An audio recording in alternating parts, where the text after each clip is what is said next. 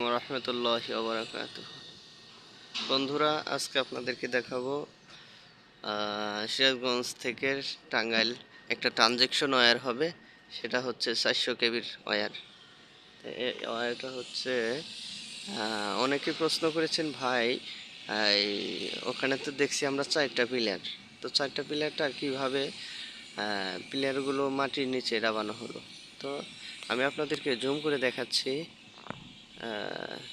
এই যে দেখতে পাচ্ছেন এখানে, প্রথমেতেই বলে নিচ্ছি, এখানে একটা ড্রাইভার আছে, থাইল্যান্ডের ড্রাইভার।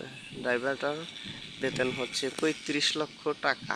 এক মাসে প্রায় 35 লক্ষ টাকা তিনি বেতন পান। আর এই যে এই ক্রেনটা দিয়েই 4টি করে পিলার যে বসানো হয়েছে প্রথমে স্প্যানের মতো করে, তো এই স্প্যানের মতো করে বসানো হয়েছে 4টি পিলার এই ক্রেন দিয়েই বসানো হয়েছে। আপনারা এই পর্যন্তই, আজকে ভিডিও শেষ। ধন্যবাদ। খোদা হাফেজ।